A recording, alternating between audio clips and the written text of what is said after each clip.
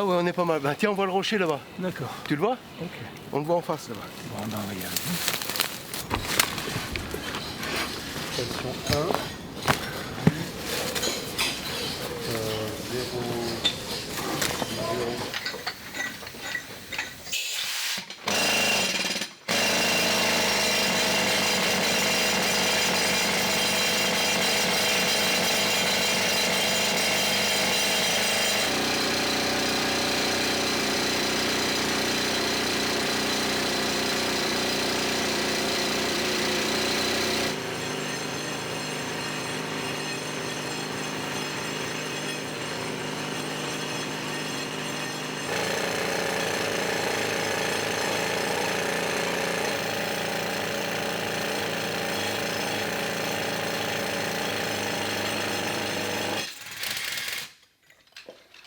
En fait, on a eu donc une phase d'effondrement de l'abri sous roche sur ce site après l'Asilien. Donc, après l'Asilien, probablement durant le néolithique, on a eu une phase d'effondrement importante, avec des blocs très importants de plusieurs dizaines de tonnes.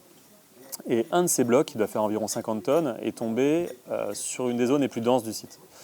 Donc vraiment sur le plan technique de cette opération, l'idée c'est de réussir à extraire ce bloc pour pouvoir fouiller dessous des niveaux denses et bien conservés, puisque le bloc a protégé ces niveaux des différentes attaques qu'a pu subir le site.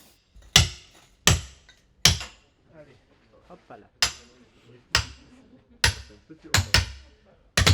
Alors là on est sur un site, on en discutera aussi, mais qui pour nous pour le moment est plutôt interprété comme un camp de chasse, un site sur lequel les gens ne sont pas restés très longtemps et ont surtout préparé de l'équipement pour les chasser et ont été chassés dans la vallée, ont ramené de la viande ici et l'ont découpé ici. Alors est-ce que ces plaquettes gravées sont liées à ces activités de chasse? Est-ce que c'est juste est-ce que c'est un loisir le soir quand ils rentrent de la chasse? Enfin, voilà. Toutes ces questions-là sont prégnantes, mais on n'a bien sûr pas les réponses.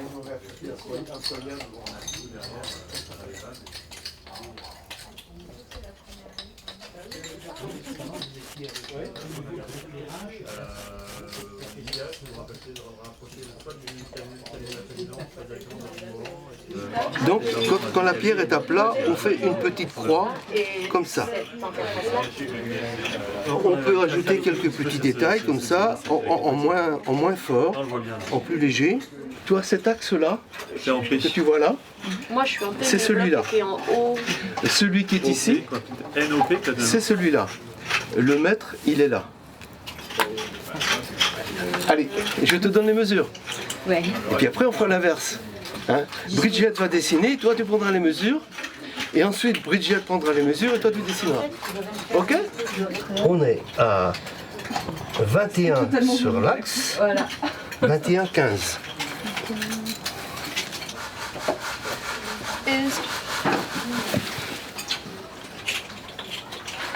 This corner is the 8.5 and 33.5. So there is a top corner this way. 1 centimeter. Vous allez voir comment il y a eu de ça. Par là. Et puis en plus, Par ici, tac, tac, comme ça. on demande des renseignements, des vidéos, etc. Ah, Les enfants. Exceptionnel. Ça y est, faut se refaire aujourd'hui. Tu aurais faire tout ça, là, bien ça. Quelque chose de plus important, c'est de bien disposer le mètre. Ah ouais, si je les vois là quand même. C'est un 10. Voilà. Selon mon enseignant. En fait, il y en a plus que deux, hein. Allô. Il y en a plus en fait. là, t'as le but, tu vois. Le talon est là. Bah, c'est quand même incisé. Ouais. c'est la lamelle. Non, c'est pas une lamelle. C'est pas une lamelle. Bon, bah, c'est pas une lamelle. C'est un Ah, bah oui, je suis possible ébauche. Bipointe. verticale. J'oublie à chaque fois qu'il faut la dessus.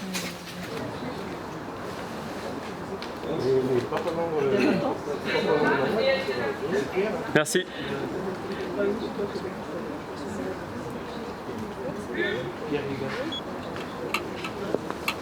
Ok. Plus rien à shooter, c'est bon? Il y aura la pièce ici. Il y aura celle-là après, mais après, ok?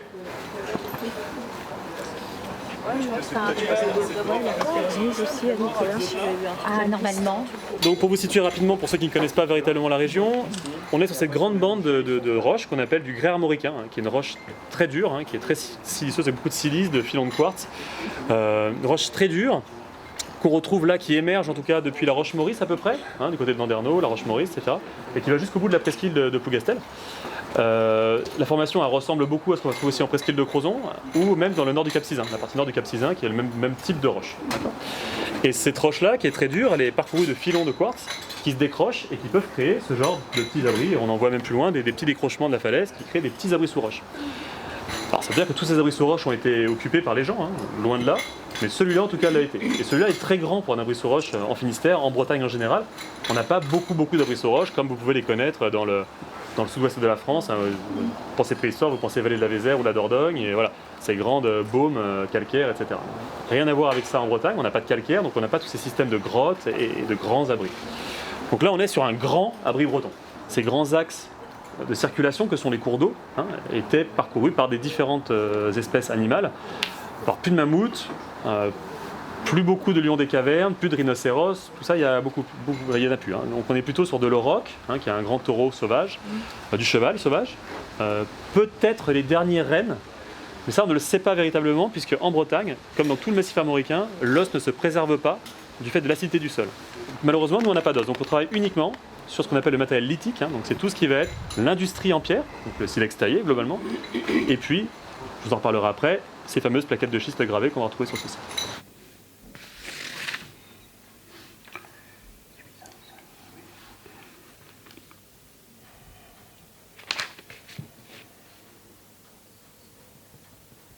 Ici, à la demande de Nicolas Nodino, on réétudie en fait les blocs gravés du rocher de l'Impératrice. Donc ce sont essentiellement des chevaux et mon rôle là c'est d'en assurer une lecture et un enregistrement le plus exhaustif possible. Donc je travaille à l'échelle 2 et là sur ce document que je peux rétroéclairer, je travaille là sur le relevé de la moitié gauche, si vous voulez, de ce support où sont disposées les deux têtes en opposition, bénéficiant d'un museau commun, ce qui est assez exceptionnel, avec des pattes très bien délinéées, très bien articulées, parfaitement rendues. Il y a une conformité au modèle vivant sur ces représentations-là de chevaux, sur cette face-là, qui est remarquable, avec des traitements des micro-traits pour rendre le pelage de l'épaule de l'animal, etc. Ce sont vraiment des œuvres remarquables. Ils ont été choisis parce que ce sont des supports relativement plans, mais pas si plans que ça. Et c'est-à-dire qu'ils ont des micro-reliefs, certains, et ces micro-reliefs, justement, ont été utilisés par les artistes préhistoriques pour delinéer le contour d'une anatomie particulière, d'une crinière, pour permettre à un sabot, à une patte, de reposer naturellement sur un support, sur une sorte de sol virtuel au niveau d'un micro-relief, etc. Ce sont tous ces éléments du support naturel en quelque sorte, qui sont petit à petit intégrés matériellement et certainement symboliquement dans la représentation. Les animaux ne flottent pas. On a souvent dit qu'ils flottaient dans des espaces abstraits, etc., sur les parois des grottes ou sur les objets. Non, pas du tout. Ils y sont totalement intégrés, ils y sont totalement chez eux. Et ils n'ont pas besoin, ces animaux, qu'on leur dessine une ligne de sol ou qu'on leur dessine un environnement végétal. Leur environnement, c'est l'environnement de la pierre. Le génie, probablement, des artistes préhistoriques et des préhistoriques en général, a été de réussir à un moment, de penser à un moment qu'en projetant des images mentales sur des supports durables, on pouvait rendre pérenne et rendre durable sa propre création et sa propre représentation.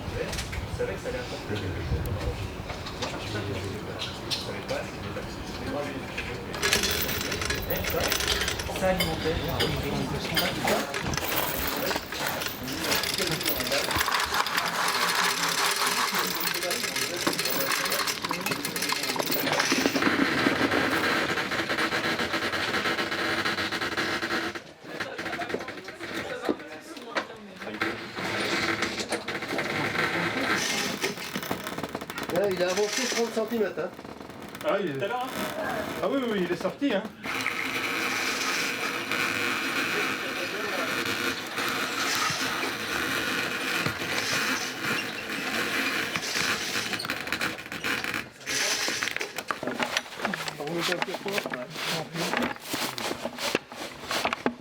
Voilà. Et faut lui changer un peu son orientation. Ouais.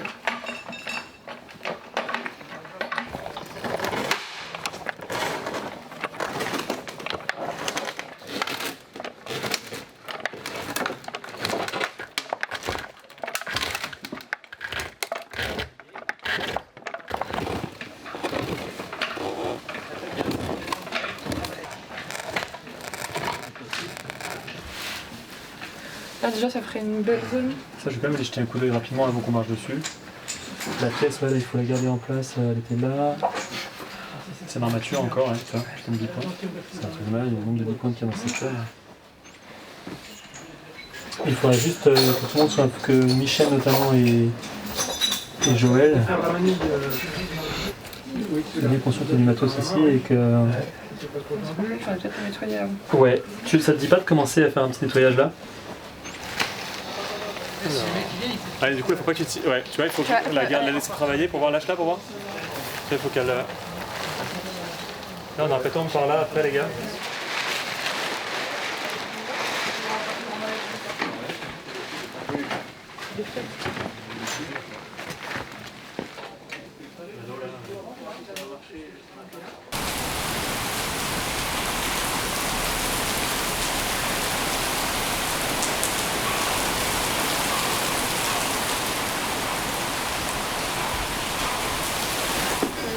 Rien de particulier, ça se dessine. Oui. Ça, ok. Donc là en fait j'ai un... Attention tes bords de coupe. Ta coupe elle est pas droite là. Oui. Tu vois. Enfin, en fait elle était déjà comme ça. Je suis, ouais mais je suis en train de la rectifier. Celle-ci elle part comme ça. Celle-là c'est pas la pire mais celle-là là-bas elle va pas. Ouais, ici. Ok. Ouais. Et donc ici ça. Là j'ai le 103 ici. Oui. Qui est sur une bande. Et puis ensuite je l'ai là mais au niveau de la coupe. J'ai l'impression de le au niveau de la coupe. Joli.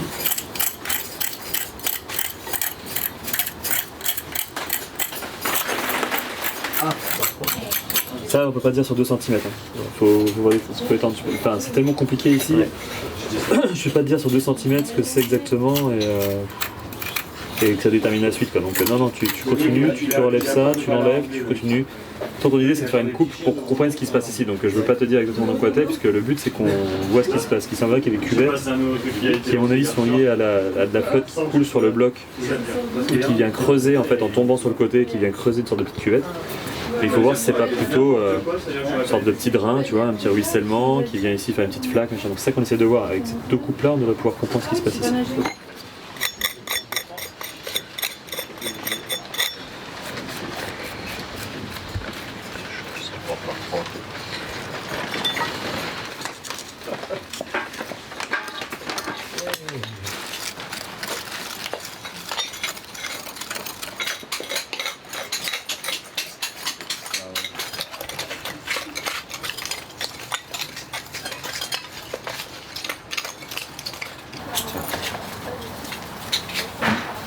Alors aller la laver. J'ai oublié de chercher une mousse. Ça, on l'avait trouvé hier. Joël, regarde, une mousse pour maintenant, j'ai oublié. Qui se passionne. Elle est couleur quoi?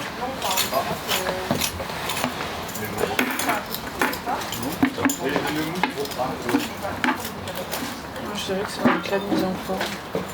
C'est un gros éclat. Il est tout défoncé. Ouais, il il est tout défoncé. C'est un très gros éclat. Un éclat de mise en forme, il va pas kiffer. Hein. Tu sais, ouais.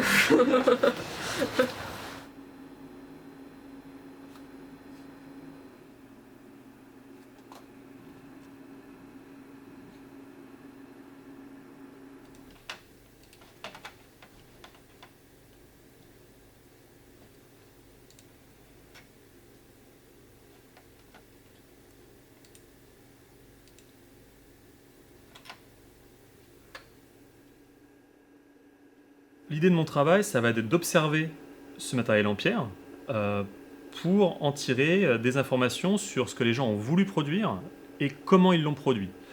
Donc on va essayer de regarder toutes les petites traces techniques, et parfois qui sont très discrètes, les mettre bout à bout pour comprendre tous ces choix, tous ces gestes et tous ces choix techniques qui vont vraiment être caractéristiques d'un groupe préhistorique. Donc on va utiliser une binoculaire, des loupes, etc. pour bien regarder les différentes petites traces, l'organisation, l'ordre des enlèvements par exemple, tout ce genre de choses qui vont nous renseigner sur les méthodes de production des préhistoriques.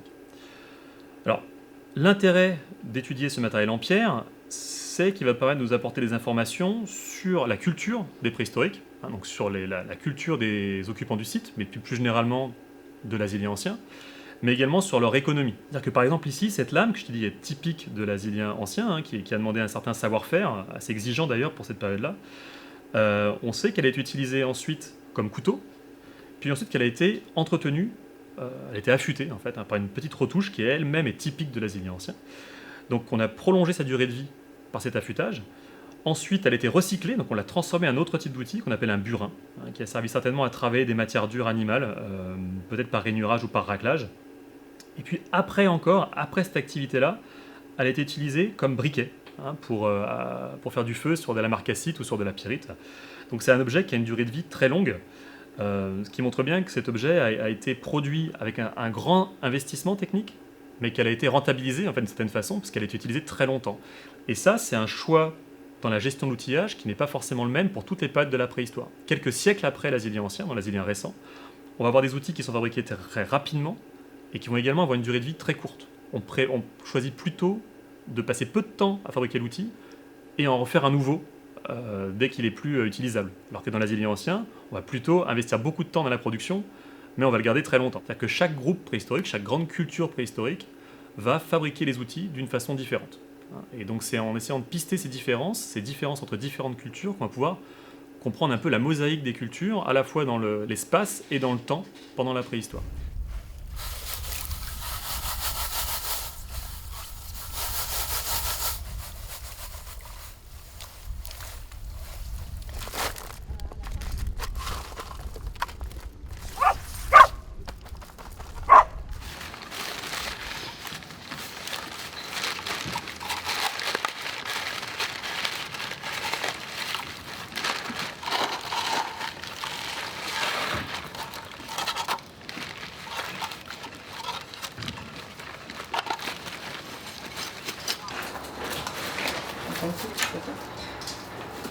Ici, on n'a pas pour écrire sur les étiquettes. C'est sûr, j'ai un mot.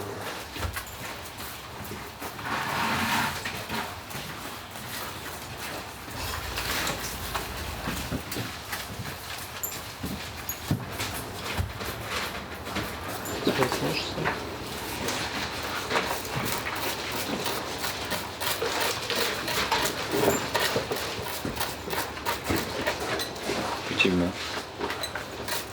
Je dirais une sorte de silex, mais avec beaucoup de, je sais pas, de granuleux comme ça. Noir. Une sorte de quartzite, ouais. Ouais, tu devrais le mettre de côté.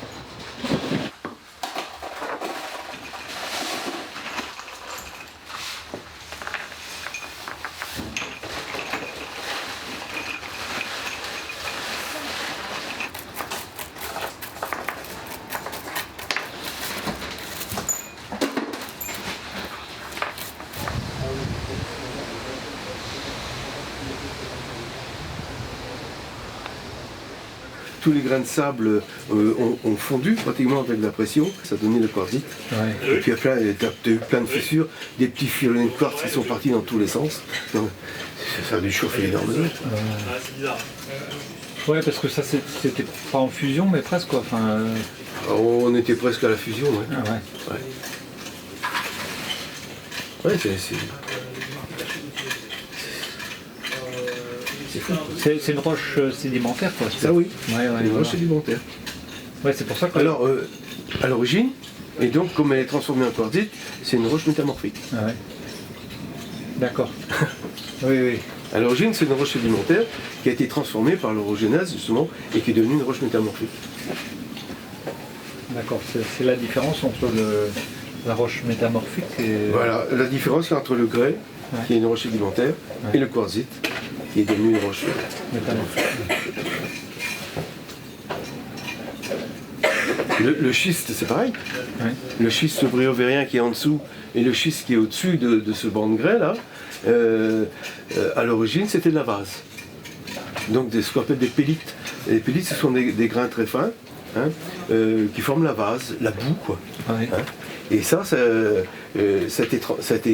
subi des énormes pressions et ça s'est transformé en schiste. C'est pour ça que c'est en lamelles comme ça. Voilà, c'est ça.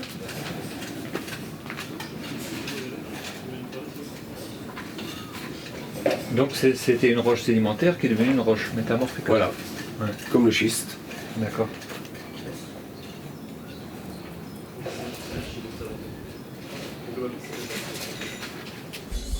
C'est néo? Non, c'est plutôt asilien. C'est quoi? Ouais, c'est du coup... Ah ouais, ça tu me les files, je vais les regarder. Ouais. Oui, parce que je les ai mis de côté. Ouais, je vais regarder ça. Tu fais l'opération 3-4 fois et ça boue et tu entretiens et tu as la cuisson. Oh, si, c'est bon. Cuisson et stérilisation aussi. C'est bon. J'ai aucun doute. En tout cas, il y a plein d'autres petites choses.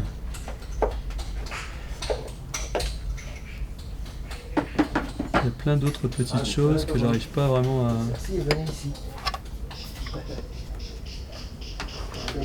mettre en relation.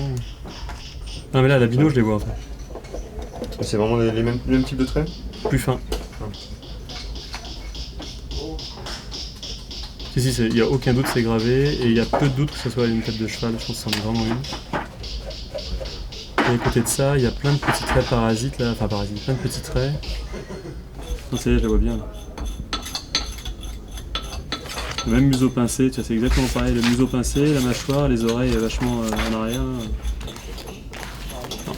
c'est bon. Moi, j'ai quand même regardé les autres. Parce que... Bon, tête de cheval, Michel. Tête de cheval, sûr. Ouais.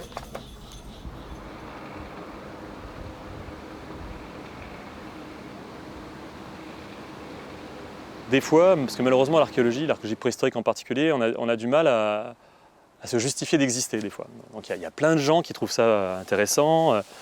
Le fait de comprendre le passé est pour eux quelque chose de très important dans une société, etc. Mais il y a aussi d'autres personnes qui considèrent que on ne sert pas à grand chose puisqu'on n'apporte pas d'argent, déjà, ça c'est un premier point. Et puis que c'est le passé, et que le passé est le passé, et que maintenant ce qui compte c'est le futur. Et voilà. Donc on a des fois tendance à avoir ce discours de dire oui, mais comprendre le passé, ça permet de mieux préparer le futur. Pas évident quand même. Pas évident quand même d'extrapoler ce qu'on fait, des fois sur des questions sur lesquelles on a quand même des grosses incertitudes. Donc l'extrapoler ça vers le futur dans un monde qui est complètement différent, une démographie qui n'a rien à voir,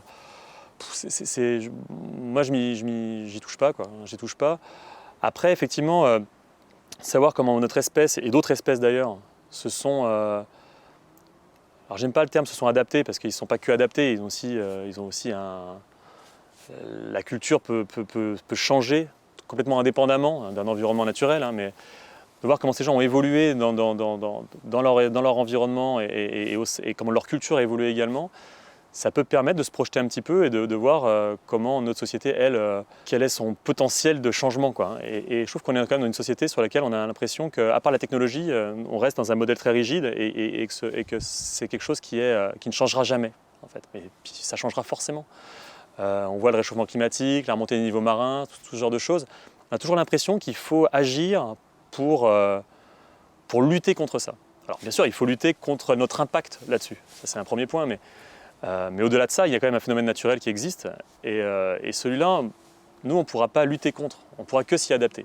Et c'est vrai que des fois, on a l'impression que l'être humain aujourd'hui se sent capable de lutter contre la nature. Et en fait, je pense que ce n'est pas le cas. Je pense qu'il ne faut pas lutter, il faut juste accepter de changer. Accepter de changer et de faire des compromis, et puis que ça a toujours marché, ça marche depuis plusieurs millions d'années, et on s'en tire pas plus mal, donc il n'y a pas de raison qu'aujourd'hui on soit plus capable de le faire.